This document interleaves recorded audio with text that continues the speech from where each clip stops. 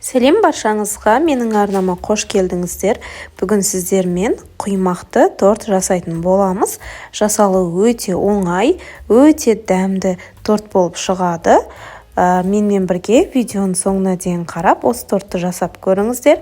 Менің арнама тіркеліп, лайк басып, қоңырауша белгісін басып кетуді ұмытпаңыздар. Менің арнамда өте оңай, өте дәмді, қызықты рецепттер бар. Өтіп көрсеңіздер болады.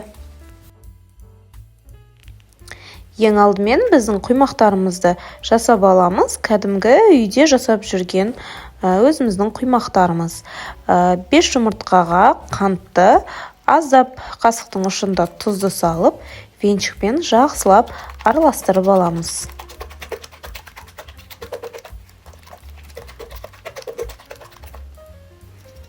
Жақсылап араластырғаннан кейін үстіне жылы сүт құямыз. Сүт міндетті түрде жылы болуы керек. Тағда жақсылап араластырып аламыз. Үстіне су құямыз жылы. Ұнның аздап бөлігін салып, венчикпен жақсылап араластырып аламыз. Ұнның барлығын бірден салмаймыз, комок болып қалуы мүмкін. Сондықтан аз-аздан салып, венчикпен жақсылап араластырып отырамыз. Ең соңында үстіне сұйық майды құямыз. Жақсылап араластырамыз. Осымен біздің қамырымыз дайын. Енді қызып тұрған табаға құйып, біздің құймақтарымызды пісіріп аламыз. Құймақтардың барлығына пісіріп алып, сосын оны толықтай суытамыз. Құймақтарымыз толықтай суы міндетті, суымай тұрып крем жағуға болмайды. Енді құймақтар суығанша кремін дайындап аламыз. Тоңазытқышта тұрған творожный сыр, яғни сүзбелі ірімшіктің үстіне кілегейді құямыз. Үстіне қоюландырылған сүт құямыз. Барлығын жақсылап миксермен араластырамыз. Осымен біздің креміміз дайын. Енді тортымызды жинаймыз. Міне біздің құймақтарымыз суып дайын болды.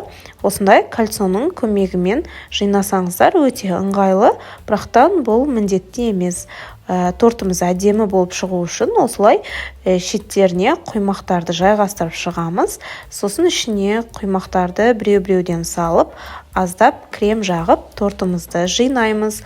Арасына кремді көп жақпаймыз, аздап 2 қасықтай жақсаңыздар жеткілікті. Көз мөлшерімен барлық кремді осы құймақтарға жеткізіп жағамыз.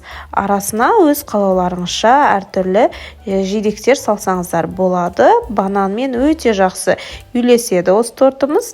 Мен банан, сосын мұздатылған құлпынай салдым. Осылай барлық тортымызды жинап шығамыз.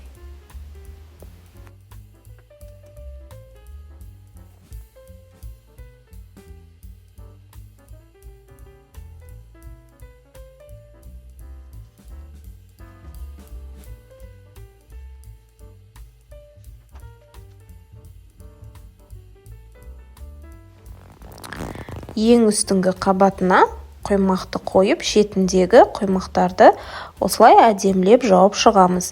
Үстіні пищевая пленкамен жауып, тоңазытқышқа 4-5 сағатқа қалдырамыз. Сонда кремдері жақсы сіңіп, тортымыз жұмсақ болып шығатын болады.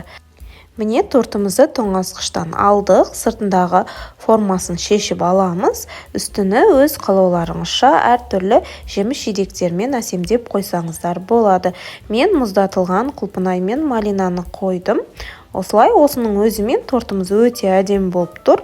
Тағда өздеріңіз қалауларыңызша әртүрлі жеміс-жидектермен, шоколадпен, қант ұнтағымен әсемдеп қойсаңыздар болады. Тортымыз өте дәмді, тойымды торт болып шығады. Сіздер де жасап көріңіздер. Сіздерге ұнайтынына сенімдімін. Ешқандай бисквит, корж пісіремін деп отырмайсыздар. Жасалу өте оңай. Міне ішін кесіп көрсетемін. Қараңыздар, қабаттары өте көп, өте әдемі болып тұрады. Банан ерекше дәм беріп тұрады тортымызға. Сіздер де жасап көріңіздер. Видеоның соңына дейін қарағандарыңызға рахмет. Менің арнама тіркеліп, лайк басып, комментарий қалдырып кетуді ұмытпаңыздар.